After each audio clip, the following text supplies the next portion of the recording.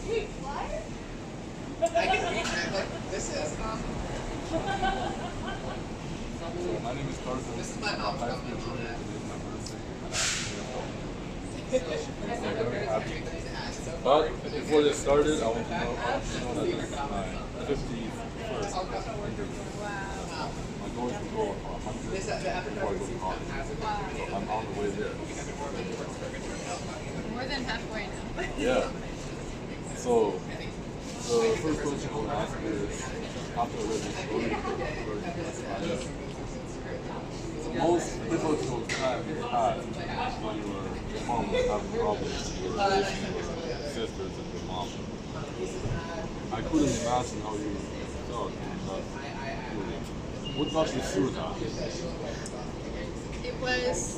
It remains to this day the most difficult time, not just because it was so emotional to watch my hero, my mom, who was such a strong force in our family, really transformed in a very quick period of time to needing a lot of help, but it was just so unexpected. And so, really what I realized is that what got me through is how my parents had already been preparing me and raising me to be always committed to taking care of family and the community, to always try to do the right thing and put other people before yourself, and so many of the values that I think are common in many families, especially from an Asian American background or an immigrant background.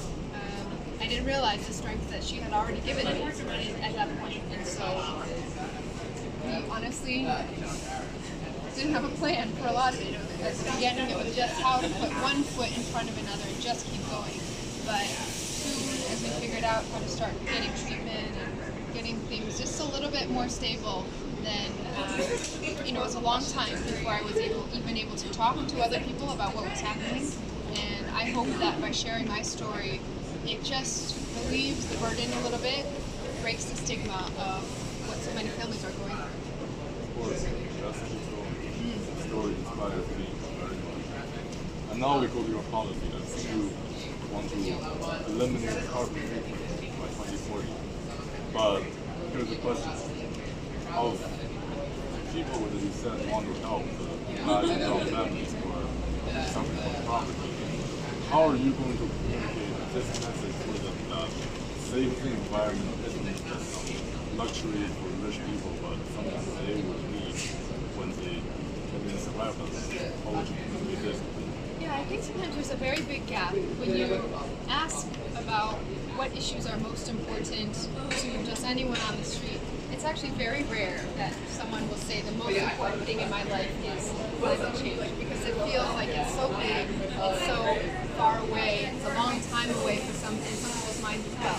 But the reality is that the impacts and the consequences of what we are seeing with our changing weather, heat, and more in Boston, much more storms and flooding as well, directly is going to shape our next several decades in the world and in Boston. And so I like to talk about it not so much as how many inches the waters will go up by 2050 or 2070, but what this means for clean air, for all of our kids to breathe, or water quality, or the heat that we are seeing in Boston now, alternating between heat and storms, which makes it dangerous for people to have outdoor jobs, or for our seniors or children to be outside for long periods of time. We're feeling these impacts.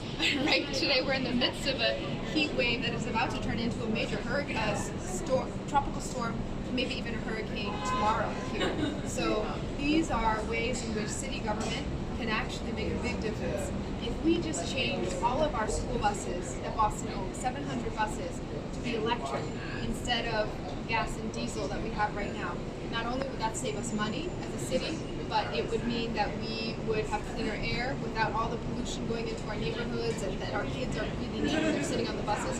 It would mean we'll be better prepared for emergencies, because the technology for electric buses allows them to be charged up and deployed as mobile power stations when power goes out for major storms. So there are lots of ways in which climate change is in fact not just about avoiding harms and destruction, but reaching out for the jobs and the opportunity, the health and the safety that we all should have. Make the life we have better. Yeah. And my third question is, I saw your plan to help small businesses. Very long and sophisticated. Too much to understand, but I'm sure it's smart. But my question is, high schooler is how is small business pricing? Oh, that's a good question. Whether it's with the big companies that are able to provide prices that can undercut many of our local businesses, or innovations in how people are ordering their items online, or Amazon, for example, where you can sit at home, put some buttons, and then that same day something gets delivered to you. We have to find ways to ensure that our small businesses, the ones that are owned by local residents, hire local residents, have the support they need. One way to do this is through city contracts. The city of Austin spends some $600 million plus a year buying items or having contracts for services.